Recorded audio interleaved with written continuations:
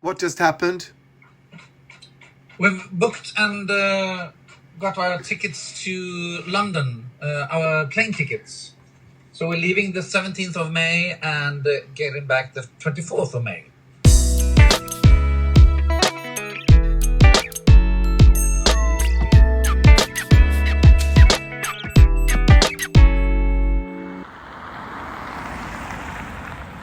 In today's episode, how do you do it? Welcome to Stories of My Life. So today, Sunday, Stockholm, Sweden. It's in the evening. I've been working, but doing sort of not really interesting things to show you. But now I'm making red lentil hummus. Yes. Fascinating, isn't it? So join me as I do that. Hello and welcome to What's Cooking Good Looking, where I, Christopher Colombionios, teaches you how to cook vegan red lentil hummus. Yeah, you start by frying a chopped up onion. Yeah.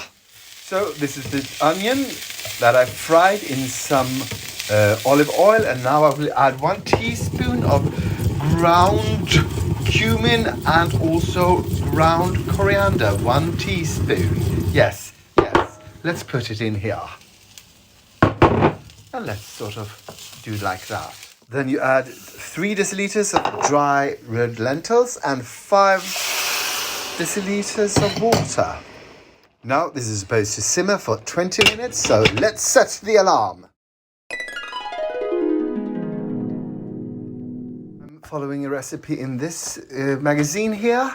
And though really good most of the time, sometimes they're not accurate. And I think they sort of, written something's wrong with the recipe, because I added 2 deciliters of water now because they were sort of just really dry. Hopefully this will work. But yeah, you can't really trust everything you read in this magazine. I don't know if you can see how dry this is. It's just a sort of a heap of lentils, and this is supposed to cook for at least 10 minutes more, so I think I need to add more water. 20 minutes later, and it's supposed to be done, and I suspect it is. Now, before we can continue, this needs to cool off. And while this is slowly cooling, we are going to make something that I found in this magazine. It's called broccoli bouquet with jalapeno, mayo and chopped peanuts. And I love peanuts, so that's what really set me off for this recipe. What you need is 250 grams of broccoli. Then you cut 1/2 centimeter off the stem, and then you peel the stem, and then you put everything into sort of nice little florets like that. Like so. I hope this is correct. Now I'm just boiling some water, because these are going to get blanched for 3 to 4 minutes and then cool down. Everything needs to cool down today, apparently. The water has come to a boil, so we are letting these bouquet blanch. Yes, this is bouquet blanching. Broccoli bouquet blanching. Oh, I just realized it's called florets, not bouquets, so never mind. Last year, me and my friend Magnus started celebrating each month by sort of attributing a specific cocktail or a specific ingredients like gin or bourbon to that. And today, February, we decided is febourbonary. I didn't like it then, and I don't like it now because I'm not crazy about bourbon, and also it's really hard to find cocktails. I mean, if you want to make a cocktail with vodka or gin, there's thousands and thousands. Bourbon, not that many. I mean, there are some, but they're not a great variation. I am now online looking for something, and I thought, I can't remember if I made the old-fashioned. I guess I made the old-fashioned, but yeah, because it's so much ingredients in this in some of them. What I meant was, you need grapefruit juice and some weird liqueur that you can't get in Sweden to make this drink called Alice's Tears or whatever it could be. So I'm trying to find easy, run-of-the-mill bourbon cocktails. If you have any examples or suggestions, please tell me, because I'm going bourbon mad here. So they are a little more than blanched, and now take it off the heat and strain them. And now they need to cool. So what you do is just cold water, cold water. And then drain again and rhyme if you got the time. Now we will be making the mayo, the jalapeno mayo.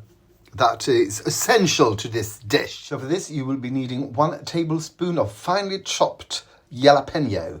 So let's go. There you go. And you also need about a teaspoon a teaspoon of the jalapeno, I don't know, brine, I guess. That's it. And then you add 1.5 deciliter of vegan mayo. Then you're supposed to add 2 teaspoons of Tabasco. But do I look like the kind of man who has Tabasco on hand at all hours of the day and year round? No, I should say no. No, sir or madam, whatever you prefer. Let's pretend I put Tabasco into this. Do I have any hot sauce or something? No, 2 more teaspoons of that jalapeno brine. Yeah, that'll do it. And then you add salt. You add salt like your life depended on it, which it does sometimes. I'm not going to tell you because the recipe just said add salt to taste. So I'm adding a pinch or half a teaspoon, I guess, because there's no salt in the broccoli. So no, there's no salt in the broccoli. Also, you add black pepper. And then you finely chop 1.5 deciliter of peanuts. I've been tasting that dressing. So this is the way you're supposed to do it. You take one of the stalks or the bouquet and you dip it into the dressing, and then you put that thing into the peanuts so that it's coated. Yeah. This is the way you do it. Here we go, people. This is sort of supposed to be an hors d'oeuvre for 4 people, but, you know, oh, fuck, don't get tangled in the... No, good. I will continue making the hummus and fry some bread. Red lentils are cold and we're going to put them in a bowl. To this we will add the juice of 1 lemon, and this lemon has seen better days, but yeah. Here we go.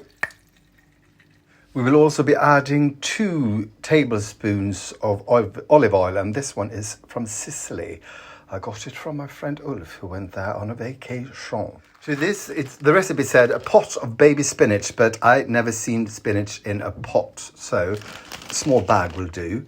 And also some coriander. I'm going to sort of put the whole thing in.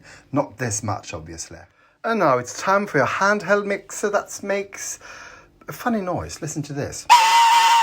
Is that supposed to do that? I'm not sure. Sounds like a bird. And now it stopped. So, it stopped sounding weird. It still works. And now a little taste. This looks almost like that avocado. So what? God, what is it? The name of that avocado thing. Yeah. Anyway, taste test. Needs salt. Kind of a herbish. Must be the cilantro. And earthy. Yeah, the lentils. Salt. Guacamole.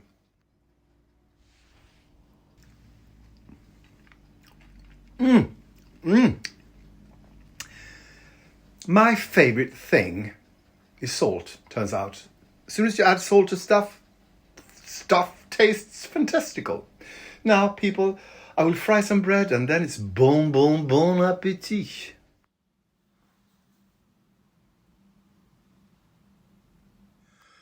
My dinner will be fried bread with red lentils, well, turned green now because of the spinach, with vegan feta cheese on top.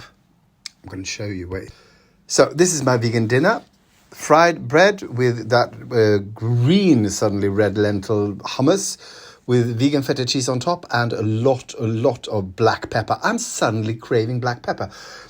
I don't know maybe I've lost my appetite before, my sense of smell. I'm not sure. I don't think I've had Corona, but anyway, suddenly I smell this black pepper and it's divine. Also, this. Let's start.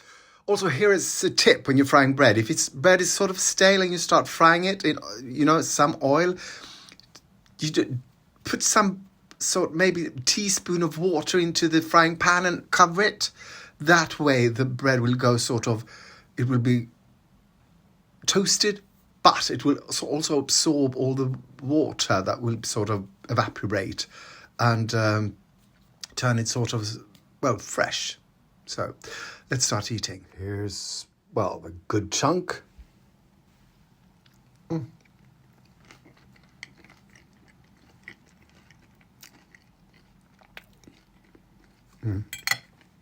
It's good. I can definitely taste the feta cheese. I love feta cheese, vegan feta cheese. And it's sort of, the hummus is mild but sort of earthy. I think that's the difference between regular hummus made with chickpeas and this one made with lentils, because lentils got that umami, earthy taste to it. Now I feel like one of the broccolis. I feel like having one of them. I feel like a broccoli. Okay, look at that. This is such a weird thing.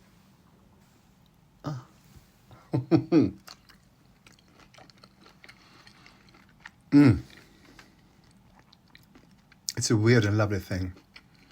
Can I eat all this? Yeah, I can. You know something? I should have had that dip just, so you sort of dipped it. Because when you're on your own, you can definitely double dip. No one will judge you because no one's there. I got a compliment in Swedish. He said I was fantastic. Oh yes, oh yes, oh yes, oh yes, oh yes, yes. I am so full, I couldn't finish that. And of course it was for it was a sort of hors d'oeuvre, that broccoli. Oh God, but I got almost half of it. No, a third of it till tomorrow. God, I'm sort of like, I just want to lay on the sofa and burp or worse. But I need to drink. I need to drink a Manhattan. I need to make a Manhattan, a proper one that everything's okay that I read. It's sort of like the proper way to make Manhattan is with bourbon, not with whiskey. So, and here is how you make a proper Manhattan cocktail using bourbon. If the page I'm on the internet is correct. 2.5 ounces of bourbon, 1 ounce sweet vermouth, 2 to 3 dashes of Angostura bitters. And then you sort of pour this over ice and sort of you don't shake it because you don't want to dilute it. You just stir. This is me stirring. And then you strain it into a martini glass. And then you add a maraschino maraschino cherry and an orange peel. So that's what I'm going to do now. People, I'm talking to Magnus and we are drinking. You're drinking gin and tonic, right? Yeah, gin and raspberry tonic. It's one of my new favorites, actually. It's very, very nice. Very nice. And you just came home from a short tour. Yeah, it was a short tour. It was in Karlstad. It was on the other side of Sweden, so it's not that short. And I just want to show you this. Let's see here. I realize I haven't talked about this. This is Magnus' YouTube channel. It's really great. He's uploading from his trip to Thailand and Indonesia. Really great. So go there and I will put a link, I guess, down here somewhere. Go there and subscribe and watch it because it's really great.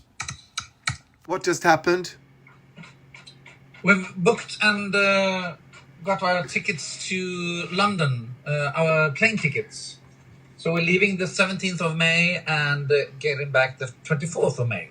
Fantastic. And these are some of the stuff we want to do. What just happened? We booked tickets to see Hamilton in London. Yay! So come again? And we've got really good seats. It's in the middle of the stalls, and it's on the fourth row. Fourth row. So people, it's time to say goodbye before we start. We started talking about Edinburgh and then we realized, no, it's time to say goodbye now. What have you done so far? Can you recap? Oh my God. Yep, we booked a flight to London, so we know when we're going to go there and when we're going to go away from there. And we also booked Hamilton tickets. And then so that's what we've sort of, and then we've been talking a little about our route. We might go to Oxford and to Bath and to Blenheim Castle and to Stonehenge. Not all of them probably, but we're sort of, we're figuring it out as it comes. And we realize we won't have any iPhones or any Wi-Fi. Well, Wi-Fi we might have, but we won't have any. We'll run into problems. Yeah, we will need to get to cafes. Yes, there will be a lot of time spent in cafes. Yeah. Yeah. Goodbye. Bye. Thank you for watching and for liking, commenting, subscribing and following. It really helps, and something to do with the internet and the algorithm, I think. So thank you so